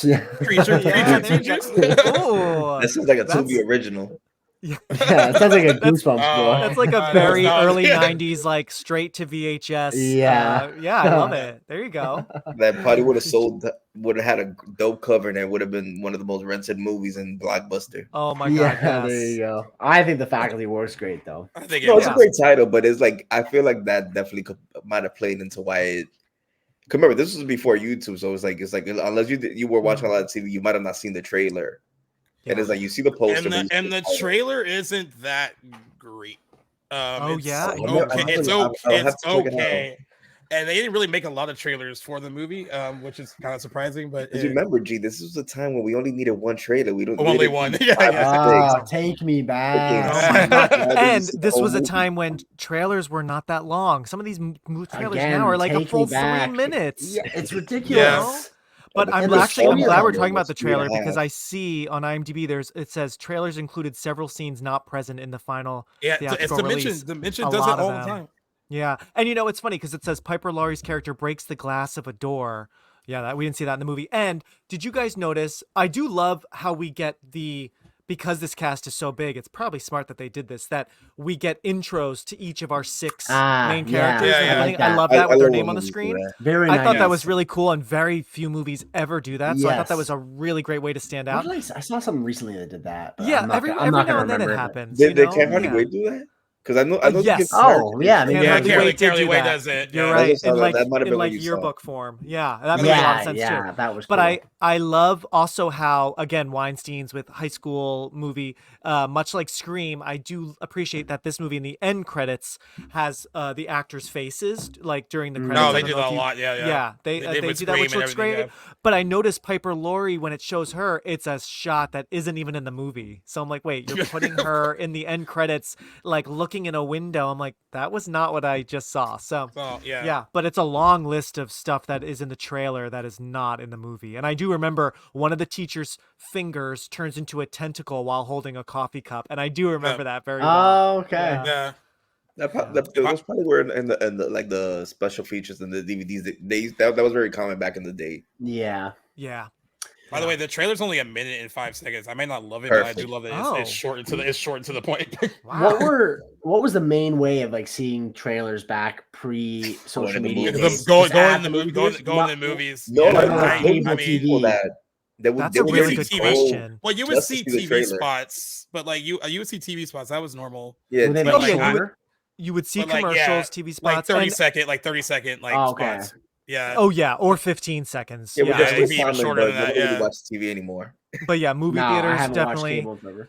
And Okay. AOL was around because right around this time, I'm about Did to you talk post about You've videos Got to Mail. AOL? So AOL, Oh. you could see it on the websites. You could couldn't download really. it. There But was it took you no. all day. Oh my god! And I remember they were so like I have a distinct memory of going back to Wild Things, watching that trailer like a million times to try to decipher it because of course Nev Campbell. I was like, wait, what's going on? And it was the worst quality in the world, and the sound was awful. But that's all we had. We were like, oh my god, the trailer's out, you know. Kids So these days will you never could And know. if you're see- using the Oh. phone in your house, you cannot see that trailer. Oh yeah. So we had a little bit of like internet trailer action on like A movie little bit of websites, internet. you know. We you had know? on our dial up. Oh yeah, you'd have to wait to see. I that am old trailer. enough to remember that. Dial Yeah. up, yeah. Yeah. Oh, that's funny. They said in the years since it's come out, the film has been praised for its portrayal of teenage alienation, especially within the high school environment and its system of cliques and social roles. In particular, the alien invasion through the parasites taking over bodies has been recognized as functioning as a metaphor for those concepts, reflecting the fear of losing one's individuality to a crowd. The Alien Queen encapsulates this by offering the heroes a world without alienation or differences, in which everything that is both wonderful and awful about being a teenager is done away in favor of blind allegiance. Wow. And that's what it represents more now, too, I guess. And, And there's other stuff about female sexuality, too. Oh. I was gonna just quickly say, you made me think of something, Gaius, going back to maybe why this movie couldn't have made more money. Although again, 60 million is pretty good. And only $15 million budget's pretty. Yeah, it just wasn't I as think that's pretty successful good. as like. Yeah, I guess it just given the success that Williamson have had, just like it's just how we see it, like with any hotshot director that like Jordan Peele, like Right. his movies have made, I believe, it's less money each time. They have, it's like Nope was seen as a smaller failure because I don't think it even cracked 200 million. So it just that like, you're just such a hot writer director, like the expectations. I wonder if the young cast, which is again so good, but I wonder because this was also at a time when like TV stars were leading these movies, and I don't know if any of this cast was on a TV show at the time. I had read, I don't know if it's true, that I guess Charisma Carpenter and Sarah Michelle Gellar, both from Buffy, were offered roles. Charisma Carpenter, apparently Kevin Williamson wrote Delilah for Charisma she didn't want to get typecast, which I understand. I mean, it's the same role. She would have been Is great. there a relation to John there? No, I don't think so. No, okay. No. She played What a Cordelia name. of the Vampire Slayer, and I she know, what a was name. She's great. the character on the show was pretty much Delilah. She was kind of a bitch. Yeah, not much of a change there. So I just wonder if maybe So fitting. they needed a WB star or something It in there. definitely would have somewhere. helped for sure. I mean, because like even with Scream, like Nev Campbell was on Party of Five. I know we did last summer. And then of course they marketed most of the original Scream on Drew Barrymore, and then fooling you into thinking that she was in it more than she was. So, and then the rest of those movies, you're right, they were. It was TV. It was by the time Scream 2 was Sarah Call Life. Sarah Michelle Gellar. Yeah, by the time that I Know You Did Last Summer came out, like Buffy had already been on. And Jennifer Love Hewitt was also on Party of Five. Urban Legend with Joshua Jackson was on Dawson's Creek. All these like random. If this would have had Michelle Williams or Katie Holmes, because Dawson was already on, so that would have definitely helped probably. Oh, definitely. But they were busy with H2O and Disturbing Behavior, which Disturbing Behavior makes a good little duo with this movie, although it does, the Faculty is better. I almost pitched it to Jackson and I didn't even do it. I was like, no. I was gonna say, I don't know what you're talking about. It turned 25 in like in the summer over the summer. Yeah, Disturbing Behavior. I've heard the title of before. Yeah, it's not that great. It's like James Marsden's first big movie. Katie Holmes in a nose ring, trying to be like all moody and grungy. It's very similar to The Faculty, where it's like, people are. It's almost like a teenage version of the Stepford Wives. Like it's kind of supposed to kind of play like that. That's not helping me out. So the kids are really bad, and the adults are like reprogramming them to be good. Get Out, basically. That's what Jordan Peele used to always advertise. Like, Get Out is like the Stepford Wives, where it's like it's like basically the Stepford Wives is like these women that their husbands. I don't want to spoil it to them, but it's like basically the husbands kind of. It's like sort of like in the Get Out, like kind of like Don't Worry, Darling, kind of has that vibe too. Yeah, Don't Worry, Darling has that vibe a little where bit like as well. some people are being manipulated and changed, and and it's certainly Jackson. What's that?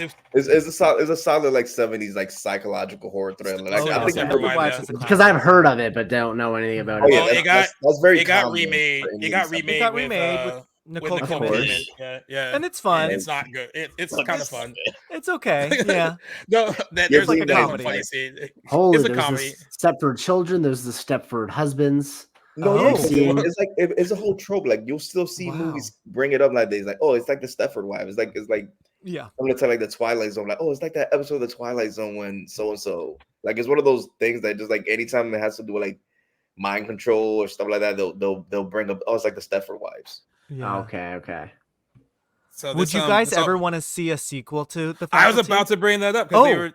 I'm glad you asked because the cast is like has said that they be. I love that they're so Robert close Rodriguez. still. Robert Rodriguez would be down to do it. Oh, did he say that? Would he be open Yeah, to? he'd be open to do I it. mean, too. he's done like Spy Kids 6. Like I he's know. open to it. Yeah, he'd be open to- Jesus Christ. I wonder if we would ever get it. I mean, it's hard because I still feel like The Faculty is kind of under the radar. You know, like a lot of people know it, but a lot of people still don't. Isn't really- that not part of the charm? I find Oh, I'm yeah. going to answer with a firm no. I don't think this movie needs a sequel. I think it Okay. exists perfectly by Yeah. itself, and I Uh-huh. love that. Yeah. I see why fans over the years would clamor for more, Yeah. but I think Yeah. I just love how We it definitely all- don't need one, but I'm. No. yeah, I it think, could and be I agree with fun. you. But I think it is. I Yeah. think it is under the radar because I pitched writing something for its 25th anniversary to Movie yeah. Web, and the editor was like, "Oh, I don't really know anything about The Faculty. Let me." He actually took like 3 days to like look up if there was Whoa. interest in The Faculty, and then he came back and he was like, "Okay, you can write it," because he found stuff Wow. online where people talk about it. But he was like, "I didn't know people still talked about it that much." He's like, "I heard of it kind of, but I didn't really know anything about it." Wow. So I think it is still under the radar, even though I think it does have a cult following for sure. Like, Yeah, I think it definitely has more people Sure. more people have discovered it, but yeah, he took like 3 days to like look online and make sure that Wow. it would be even worth writing about. And I was like, yeah. So Jeez. it's- Yeah, because I was thinking about, since I love it so much, since I made my Scream fan film and my I Know fan film, I was like, do I make a Faculty fan film? That would And be cool. I mean, Well, it's Ask already. me. I would have. That would be. Hey, yeah, Jackson, let's do it. But I mean, I would have wanted to like put it online by now, you know, or like I soon, see. you know, to time it with the to anniversary. So I coincide just- with the anniversary. I ran out of time, you know, but also I was thinking, do enough people like care about that? Where like, would I get many views? I don't think so. I don't know. We'll find You out know? when G drops this episode. Oh yeah, yeah. Yeah, I mean, Judge. well, we were asked a lot. Like other people messaged about like what we're gonna do on. I mean, I think amongst us, I our feel like circle, Cinephiles circles like this movie has. They has like- they like has it, this yeah. effect. Yeah, most friends of mine, I feel like, know and love this movie, but then I just feel like, I don't know, I would have to like ask someone like, do you know The Faculty? And I could easily see them being like, what? You know? At worst, So- you put more people on the Faculty. yeah, Yeah, there that's you go. true. Yeah. I mean, compared to like our I Still Know You Did Last Summer episode did well, and I'm just like, would that be more known than The Faculty? I think Yeah. so, Like, yeah. is I mean, I think so. yeah, Yeah. I know. And one's way worse than the other one. Aw, yeah. I know. Yeah, I It think also breaks my because heart. I think just the first I Know was just so huge Big. and good that like, yeah, what any sequel, at least I still know people are gonna know. But yeah, Faculty, I don't know. I think this is still kind of under the radar, but it could be fun. I don't know about a proper sequel, but I don't know. I'd love to just see them like together again somehow. I would love you to know, see at it, some but I feel con like- or something. I feel like what you would get more likely than a sequel is a remake, and Mhm. Yeah. Yeah. and I I like actually can, and I actually can see Blumhouse them. hasn't done it. I can actually see them casting some of the original cast in a remake as That would be the cool. teachers. As if they did. that would be actually really fun. Yeah. to But see like them I as would see that, teachers. I could see that more, and I don't want it. I mean, I actually agree with Jax. I've actually never clamored for a sequel to The Faculty, even though I would love to see that cast together again. I actually love the group. I love the group of actors together. Yeah. But I've never been Yeah. like, oh, I need another one, because it ends very nicely. Well, it ends pretty much like The Breakfast Club, where they all, Yeah. it ends just like that. That's true. Um, Yeah. But it And, like- ends in a really nice little bow. Like there's no weird stinger at the end that insinuate that there's Right. more of them there. There's or, like, actually more very few aliens. Right. people that die. It's really just the Yeah, principal that's who a they good point. shoot, and I guess Mr. Furlong, and Yeah. the Miss Brummel, the old lady. Like, there's really only a few, because there's even like a reporter at the end that says like a few teachers have mysteriously disappeared. Yeah. Disappeared. Yeah. So- Mr. Furlong makes it to the end though, doesn't he? Because there's that shot of Oh, him does he? fumbling the donut. He's got his Oh, hand you're bandaged. and it's in the credits. It's in the Oh, in in the the credits. credits. Yeah, it's in the he's got credits. his So he hand- is alive. Oh, And he's oh got my an eye gosh! patch. Wow. Oh Yeah, my he has gosh! an eye See, patch. that's so interesting. I never realized. Yeah, that's technically like a little gag. Like, oh yeah, he did make it. Oh my gosh, yeah, Right. you're right. hmm I guess But that's I the think- Okay, first so yeah, I thing guess he did. So yeah, it's really just a couple Just teachers a couple that. people, yeah. Yeah, Yeah. even Famke Jensen got to put her head back on. Like she got to Yes. survive. Oh, too. yeah, Mhm. Yeah.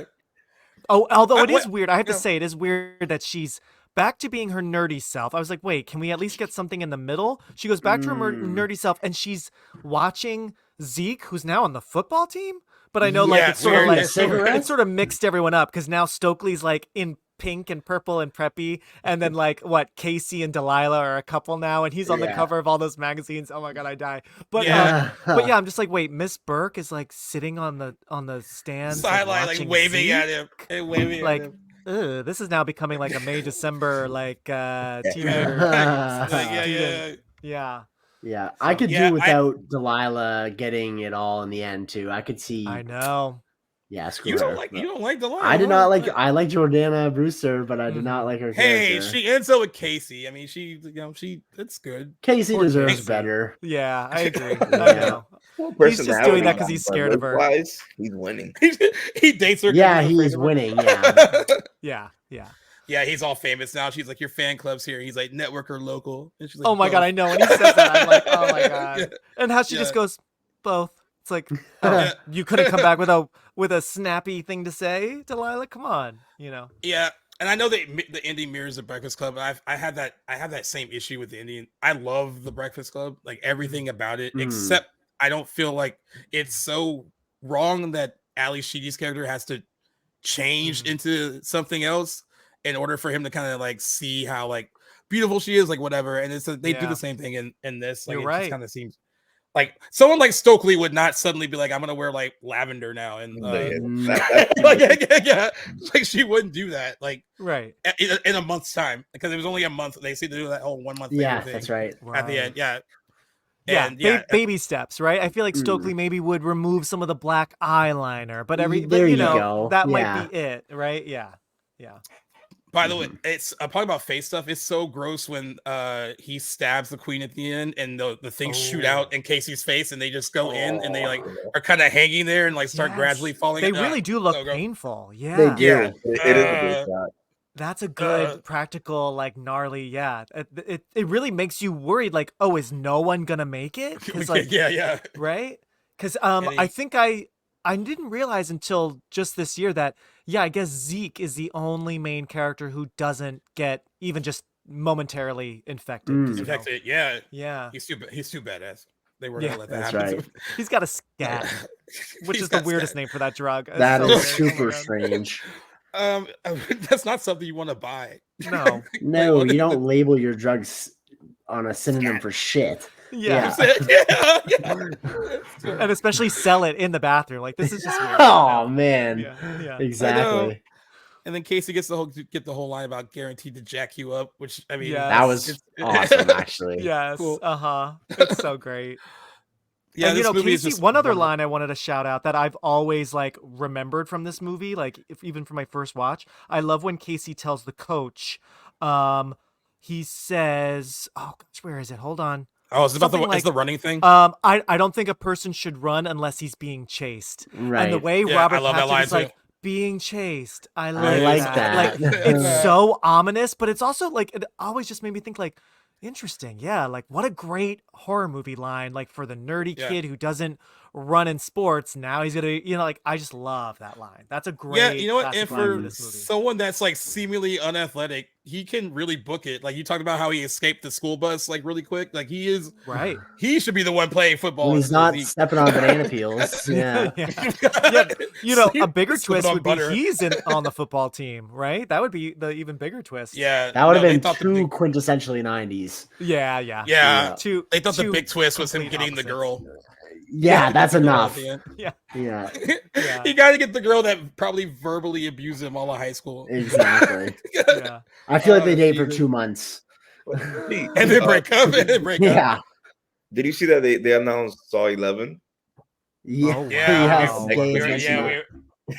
Yep. Jeez. I thought you were about to say they just announced the faculty too. And I was like, what? Oh my god, that would be wild. Would have been like, let's turn off these cameras. Yeah, I know, right? So we're at the point where we get to score this thing now. Yes. Who wants to go first?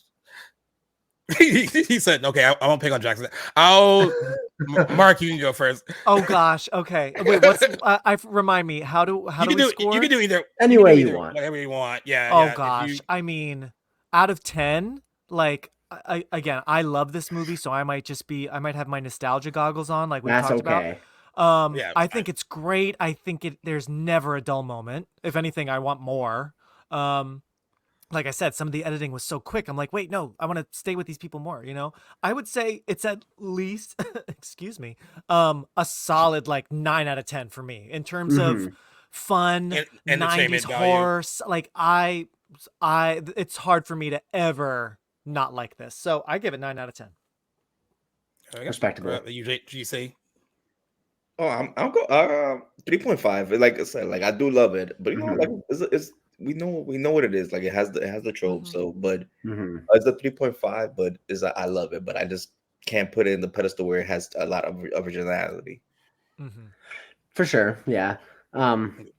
So again, keeping in mind that I don't have the nostalgia factor going for me with this watch, I overall net positive with this movie. There's not much anything I would say about it would just be nitpicks. But overall, I have decided, I think, over the years that like high school teen sort of stuff isn't really for me, but I do like when Kevin Williamson does it. So he does it a little bit differently, I think, in a way that I can enjoy it.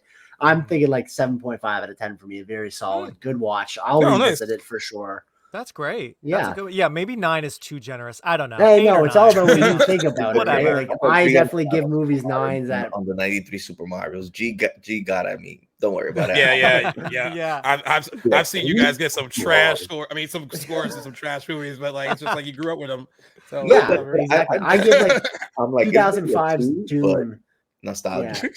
Yeah. So, oh yeah, you like Doom. Yeah. Doom with The Rock from 2005. Oh my God, really? Okay. I fucking love that because I grew up with it. I had that DVD when I was 8 years old, and I've watched it 1,000 times. I know. Okay. I would love to cover it. I don't think I've sometime. ever seen it, so I gotta watch that. Oh my God, 2025 when it turns 20. Okay. We bookmark it. Let's do it.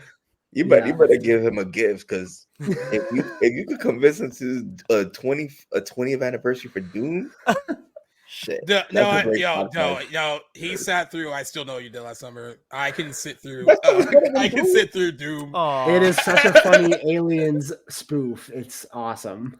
Wow. I do want to rewatch it because I only saw it that one time in 05. I love the game, so I was like, the games are sick, right? Oh, the game was. I swear, I bet you it's aged well. I think you guys might enjoy it if you go in knowing what you know about it and don't expect a masterpiece. That came out in 2005. Holy shit! Oh my gosh! Wow. Okay. Well, I'm wondering how Jackson's going to get through the teen movies that I want to cover from 1999. There's a lot.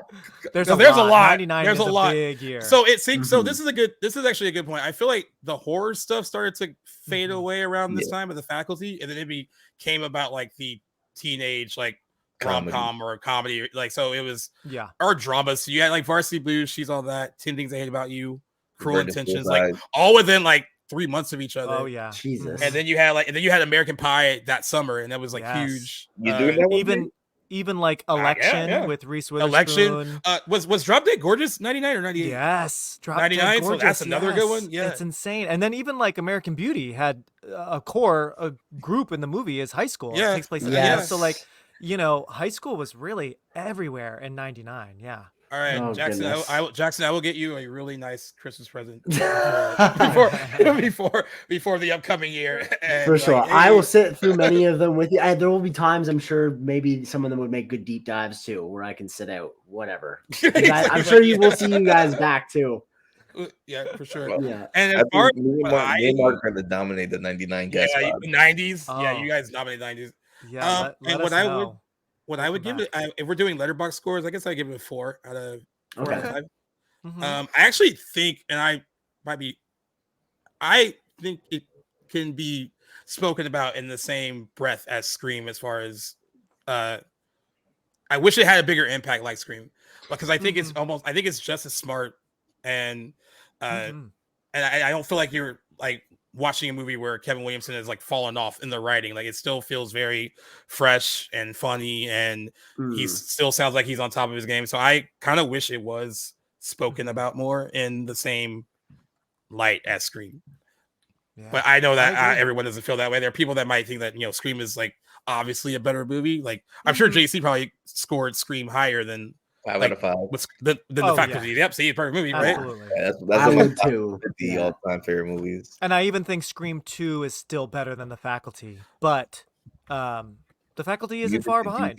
I think The Faculty might be better than Urban Legend, but Yeah, Right? oh yeah, Yeah. it's I'll give it's it definitely. that. I agree. Yeah. I like Yeah, it more than that's a Urban good- and Legend. I like good Urban question. Legend a lot, but I think The That's a good Faculty just question, has more of like an electricity to it. There's something else there that like there's a lot of care or something, or just Yeah. everything really worked well in this one.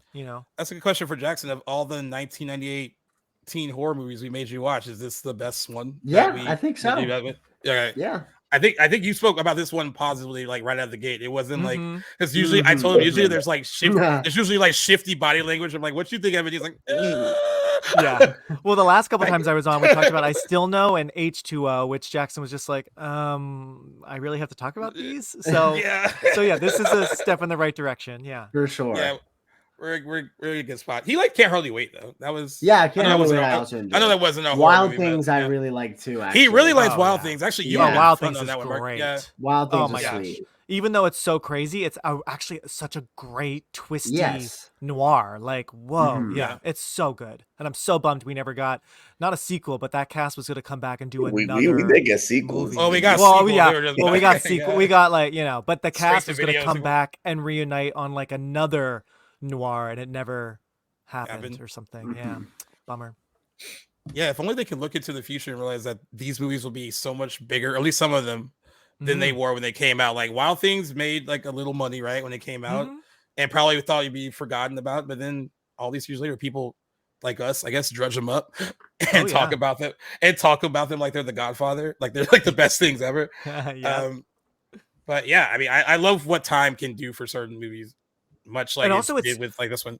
It's fun rewatching these great, or maybe not so great, but these nostalgic movies, because like you then see connections to movies that came out after them. Like I forgot Kevin Williamson kind of copied himself in Scream 4.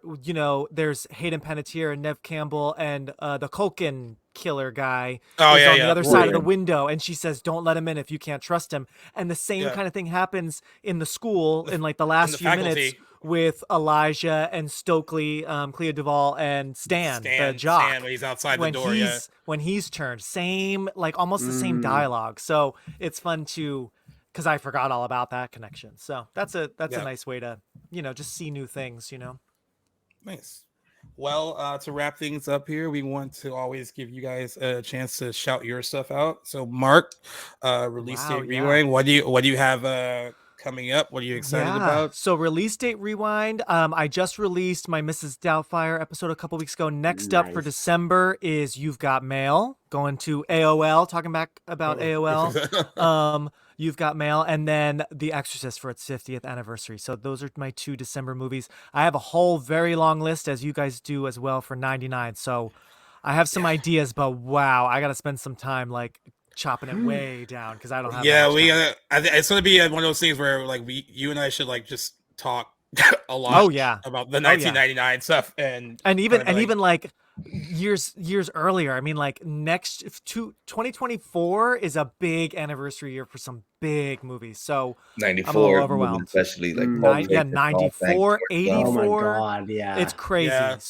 Yeah. So and even like 74, Texas Chainsaw, and like different stuff. Yeah. Black Christmas, all the the parts, original. yeah. Yeah. Yeah. So lots going on. So that's yeah. And then my latest short horror comedy, super silly, 3 minutes long, shot on iPhone, is called Deathbrella, a killer umbrella. So feel free to look up MJP POV on YouTube, and you can get a kick out of some people getting killed by an umbrella that I made. There you go. Nice. That's awesome. All right, JC, tell us about Merc with the movies. Like I said, I also do a lot of anniversary reviews. So like you're gonna probably in the next few weeks you'll get like Tombstone Philadelphia, What's Eating Gilbert Grape. I mean, by the time this drops, some of these reviews will be already on my page. But Yeah, I'm finishing up 90s Film Friday, which is like I've just been reviewing. It's a year-long project where every Friday I've been reviewing 90s movies. Usually try to go a little obscure. And for next year, I guess I'll announce it now. Like I'm doing 80s because it was just like I'm gonna have fun because I just want to do a lot of like 80s horror movies like Shopping Mall and a bunch of other stuff. Mhm. So it's gonna be fun to put people onto those. And yeah, I mean I post reviews and movie news on pretty much everything, indies, foreign films. I don't really discriminate. I love movies and I like to put people on. Nice. Yeah. I love that. Well, wow, this is going to be our last one with you guys of 2023, and we'll see if Mark can. We'll see if Mark can top his 5-time appearance in 2023. Wow. See if Oh he can go my high. gosh. If he can go higher in 2024, or if I know, JC and wants you all- wants to challenge him. I say this every time, but all of you need to come on my show. So we gotta like really put our Oh heads my together goodness, and yeah, that would be compare awesome. Lists. Yeah, I've 'cause done it once it's and about it was time. fun. It was Yeah. I can't believe I've only done it once, but it was a lot of fun. I know. I know. Yeah. You've accepted me into your show. I gotta like get you on my show more often. So it's happening next year. Totally. Hey, Cannot man, wait to be there. Yeah, when you know what works, you just keep it going. I'm like, he's good for this stuff. Oh my So God. it's Yeah. big. Yeah, obviously. Yeah. All right, Jackson, wrap Thanks, us guys. on. All right. Looks like that wraps up episode 137 of Back to the Blockbuster. Big special thanks to our guests today, Mark J. Parker from the Release Date Rewind podcast and JC from Merc for the Movies. Always good to have you guys on discussing movies with us. It's always a pleasure. And yeah, guys, you guys know the drill by now. We're well into Merry Bingemas, wrapping up 2023. Got a lot of stuff still coming for you guys throughout the holiday season. Find us on playlists on their app. Anybody with a phone, you guys can download there. Check us anywhere you guys get your podcasts and social media at Back to the Blockbuster. And of course, check out our wonderful guests on their social pages too, which will be tagged in the video. And thanks a lot for joining us on another episode of Back to the Blockbuster. And thanks again to our guests for joining us on this awesome episode talking about The Faculty on its 25th anniversary. Thanks a lot, guys. Nice talking with you, and we'll see you next time. Peace. We don't need no education. Nice. Oh man, I'm so glad I didn't stop it before you did that.